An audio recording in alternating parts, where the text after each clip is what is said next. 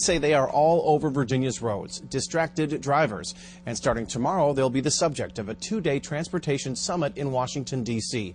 Brian Damewood is live in Lynchburg. He spoke to drivers and state police today. Brian, they plan to talk specifically about texting while driving, illegal in Virginia for 3 months now. Any evidence to show the law has curbed texting behind the wheel? Well, Len, we couldn't find any data to show that it has. In fact, we talked with state police and the DMV, and they say they don't even track citations for people caught texting while driving. And we talked with state troopers as well, and they say if they see someone texting, there's not a whole lot that they can do about it. The texting ban has been on Virginia's books for nearly 3 months, but Trooper Matt Oakley says drivers' thumbs are still texting away. I haven't really seen a big impact on it curbing it yet. I mean, it's pretty rampant right now. Local drivers agree the law hasn't pried motorists' hands from their phones and placed them back on the wheel. Very little. Watching people, dial while they're, driving on the highway kind of scares me a little bit. Others can attest to the dangers of texting on the road. Pam Gray's nephew totaled his truck a few weeks ago. He was texting and driving.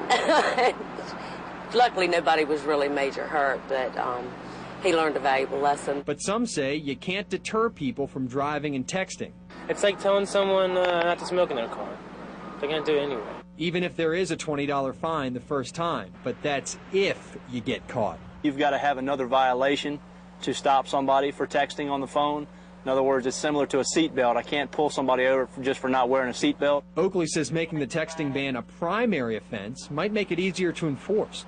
People would know that if they're doing that, they're subject to being pulled over for it and written a citation. Because Oakley says there's too much distracted driving on Virginia's roads. I've seen everything from people driving with their knees, coffee cup in one hand, and a cell phone in the other. Anything you can imagine with somebody not focusing on driving, I mean, it's out there.